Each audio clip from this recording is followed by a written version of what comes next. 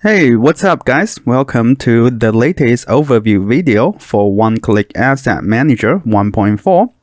In this latest overview video, I'm gonna walk you through all of the latest features inside of the plugin. Before we start, I'm gonna show you how to access the content folder of the plugin once you have enabled it. So first, you need to make sure your plugin one-click Asset Manager is enabled, and after that you need to search for the content folder. We didn't have to do this in Unreal Engine 4, but things have changed inside of Unreal Engine 5, so we cannot see a newly created plugin folder under our content browser. We have to search for it. It will be included inside of the plugin folder of the engine. So click plugin folders and go to search plugin. You can just type WBP and you can see the widget blueprints that I created for this plugin. In order to go to the content folder, you can just right mouse button click and go to show in folder view. This will take you to where this widget blueprint is located. And you can see there's this one-click Asset Manager content, left mouse button click, and this will take you to the content folder. You can find all of the widget blueprint inside of this core folder, and you can find the documentation inside of the documentation folder, the BP spline helper in this spline tool folder. Alright, that's how you can access the content folder of the plugin. Now, let's get started.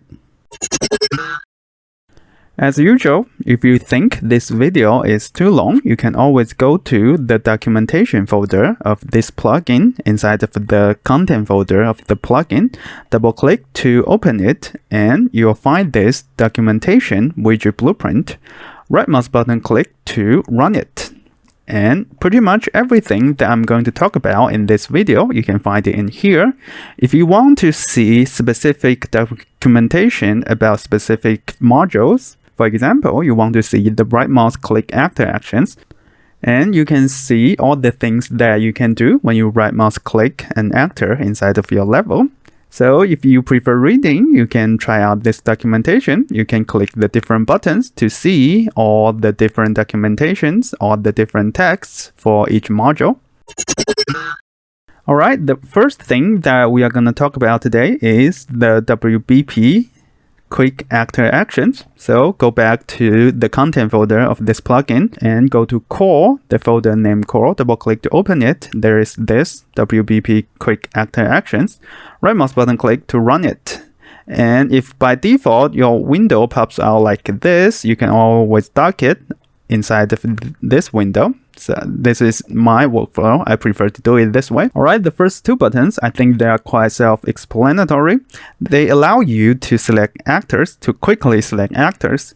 For example, this actor, if I go to my world outliner, it's called SM_chair. And there are all of these chairs. They all have the similar name. If I click this button, I can select all of the chairs of the meshes that have the similar name inside of my level. If you don't have similar names for a bunch of actors, but they have the same material, this can work as well. So after you selected one of your actor inside of your level and you want to select other actors that have the same material, just select one of them and click this button.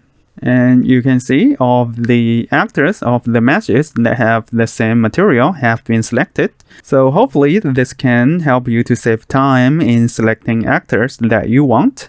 Alright, next one is quickly duplicate actors. As the name suggests, you can quickly duplicate actors by click this button. So I'm gonna delete all of the chairs, select all of them with the similar name, and I'm gonna hit delete. And to recreate it, this is fairly simple. I can just drag out a chair like this, and I want to place it under here, maybe. And now I want to specify that I want to duplicate 8 actors. This is my offset distance. This is the axis, and hit quickly duplicate. Now I have 8 duplicated actors. Maybe I want to duplicate these 8 actors again. I can go to this axis for duplication and change from X to Y and change the numbers from 8 to 10 and hit quickly duplicate actors. And now I have all of these actors duplicated. I'm sure you can notice right away that these chairs are way too uniform, and to quickly offer them variation, there is a button for that. You'll see if you scroll down, there are all of these variation choices that you can take. For example, you want to randomize the rotation yaw, just take this button and you can specify the minimum rotation angle and the maximum rotation angle. You can do this with different rotation ways. For example, you want to randomize rotation yaw or pitch or roll. It's all up to you, or even scale. So I want to randomize their rotation yaw and their scale. I want to increase the minimum scale and increase the max scale a little bit. And I'm gonna hit randomize actor transform. You can see that these actors, they have variation by one click. And you can also randomize their position, and you can control the minimum offset and the maximum offset.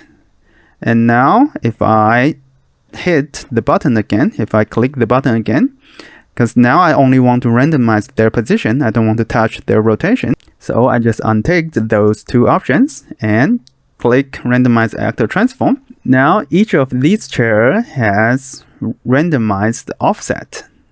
And this is just how fast it can be. And you'll find this extremely helpful when you are kit bashing inside of your level. The next stuff that we're going to cover today is this WBP quick asset actions. So right mouse button, click it and choose run editor utility widget. And since all of the functions are still the same as the 1.0 version, I'm going to use some of the old footages. The first action you can do is setting texture parameters. This can allow you to change the settings for textures within one click. To quickly show you, here I have a folder with random textures that I imported somewhere else. And to set all of the textures, first you need to specify where these textures are located. In my case, they are located inside of this test textures folders. So I'm gonna copy paste the name and paste it in here. So this is my root folder. And my subfolder, but I don't have any subfolders here. If you do, you can keep going on. You can copy and paste in your first subfolder name, your second subfolder name, and you can go as specific as you want to find the textures. Or you know that you want to change all the textures inside of that folder, including all of the subfolders. You can just take look subfolder texture, and it will automatically search all of the subfolders for you. But what names to search? Well, you also need to specify what names do you want this to search. Now, for example, I only want to change the textures with the name brick, and I'm gonna delete all of the names first and type in brick. And down below are the settings that you can set in textures. For example, do you want to take set as RGB? This can be quite useful for masks. In this example, maybe I want it to be true. I want to set RGB, my compression settings. I want to set a, let's try something crazy here. Yeah, I think masks is fine. And set texture size, I want it to be 256. And flipped off their green channels. And then I'm gonna click the button. Now right away you can see the textures with the name brick has been set for me, with the size set to the size I want and with the green channel flipped. So hopefully this can save you a lot of time when you are setting textures, especially when you have like 100 textures. You can do all of the settings within one click. And the next feature about this is you can move all the used assets to folder. Say you have like 100 files under this folder, but you only want to move those used assets out. You can do that as well. So in this folder, I'm gonna create some blueprint classes. and click Save All. So now you know that these 5 cubes are used, these 2 blueprints are not. And I can simply move them out by specifying the path that I want the plugin to search, the subfolder that I want it to search, and I need to also specify the path that I want to move. So in this case, I have a folder for moving. It's called test moving. So I'm gonna just to paste it inside of this. And if you have subfolders, you can going on by typing like my folder and going on just like that. So but in this case, I only want it to move to my test moving folders. And it will be asking you, do you want to create subfolders for moved assets? If you tick this and click the button, those used assets will be moved inside of this folder, and it will automatically create a subfolder based on their class names. So these are all blueprints, so they will be under the blueprint folder. If you don't want this feature, just don't take this, and it will just move all the assets in here, all the used assets. Alright, next thing we're going to cover today is right mouse button click, and you will see this scripting actor actions. And since all of the functions of the features are pretty much the same as the 1.0 version, I'm still going to use some of the old footages.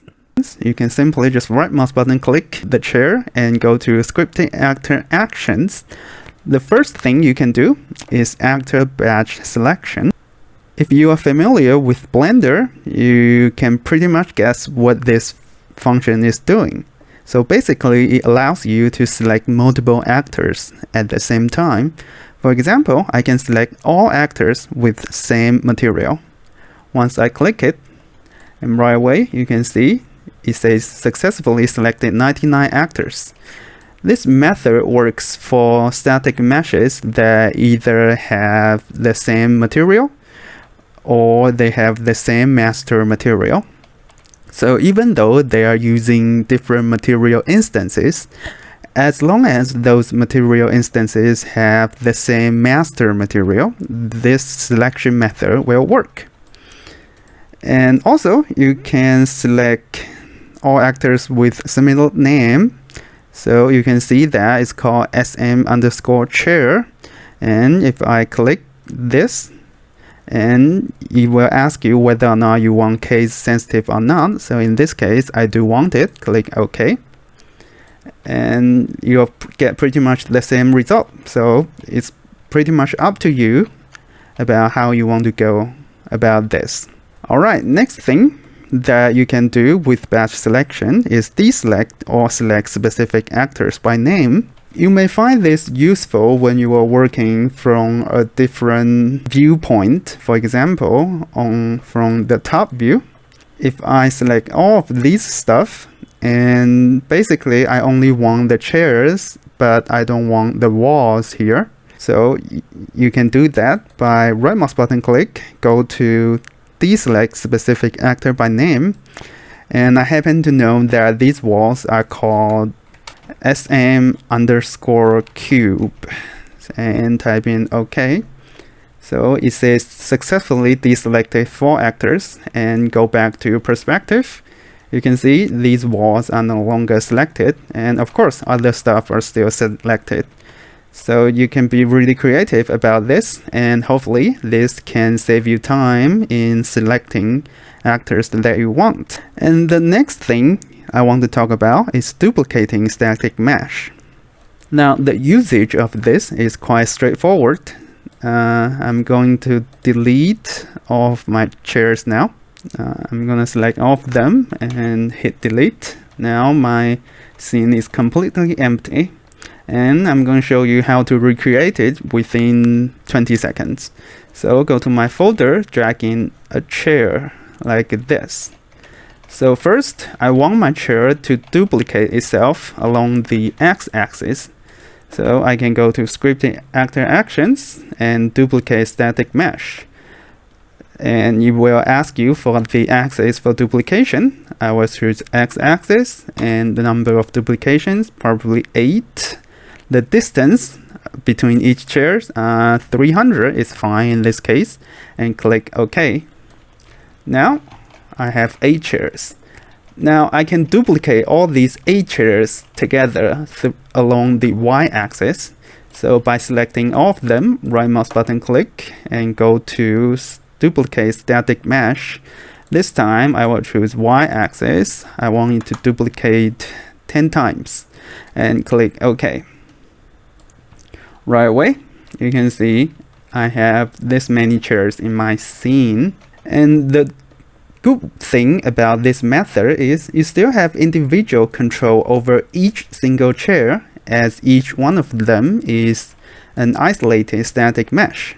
So you can still rotate them, you can still scale them, and I believe this method is much better than the ones that we used to use in either construction script or other stuff for procedurally generated things.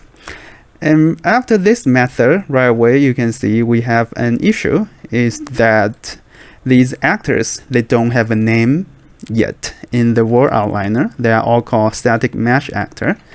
And we can batch rename all of these chairs all at once by one click. So go to scripting actor actions, batch rename selecting actors. And it will ask you for the prefix. Yeah, I want SM, main actor name. I'm gonna call it chair. Suffix 1 is fine to start with, and click sorry, I haven't selected all the chairs, so I'm gonna select all the chairs first. So select all actors with the same material, and then go to batch rename selecting actors, type in chair and click OK. Now you can see all the chairs have been renamed to the names that I want with this prefix and suffix. Hopefully this can save you a lot of time. And the last thing you can do with this is move all the actors to an outliner folder. So basically you click it and choose the folders that you want these actors to move. For example, I want it to move to my chairs, and click OK. Now right away they are all moved to my chairs. Alright, next are the new stuff that have been added to this 1.4, and that is log actor selection. So by click this button, you will prevent this actor from being selected. So right now I have this row block selected. If I right mouse button click and choose log actor selection and click it, you'll see that log selection for this static mesh actor, and you can no longer select it. If you want to unlock it, you can right mouse button click and you'll see this unlock all actor selection, and left mouse button click, you'll see that unlocked selection constraint for the static mesh actor. And this works for multiple selected actors inside of your level. For example, now I have these 3 static meshes selected, and I can go to right mouse button click and choose log actor selection. And you can see there's also a hotkey for it, and the hotkey is O plus W. So if you want to log the selection for specific actors, you don't always have to right mouse button click and click this button. You can have your actor selected and press O plus W. And now you will see that these 3 static mesh actors, their selection have been locked. I can no longer select them inside of my level. And if you want to unlock, there's also a hotkey for that, and it's Shift Alt plus W. So now I'm just gonna press the hotkey, and you can see the selection has been unlocked for all of the locked actors. I can select them again. Now say you have multiple static meshes locked inside of your level, and you want to know which ones are locked. You can see the list of it. So for example, now I have these 4 row barriers that I want to lock. So I'm gonna use the hotkey O plus W, and these actors have been locked. And if I want to see the list, first you can right mouse button click and you will see there's this show locked actor list, and there's a hotkey for it. The hotkey is Alt plus Q. So if I press O plus Q, you'll see that current selection locked actor are these 4 actors. Hopefully, you can use this feature to help you to increase your work efficiency, because I know that a lot of people will accidentally select the wrong thing when they're working inside of Unreal. Alright, and the next thing that we're gonna cover today is this WBP Quick Material Creation. So right mouse button click to run it. Remember, if your window does not appear in here, you can always dock it in here. So there are 2 buttons that you can press. One is this quickly create material or material instance. Another is this quickly create material instance from master material. Let's look at the first one. You'll see that in my folder, I already have some test textures imported. So the first one will create material based on the texture selected. So now I want to select these 4 textures. So they are base color, metallic, normal, and roughness. And there are several things that we can set. First, are there any channel packed textures? For these textures, they are not channel packed. So I'm gonna select no channel packing. And do I want to custom material name? If I do, I can type in the name in here. But if I don't, if I untick it, and it will use the texture's name as the material's name. So that's what I'm gonna do. Do I want to create material instance? Yes. Click this button. You'll see that 2 materials have been created. One is the material, another is the material instance based on this.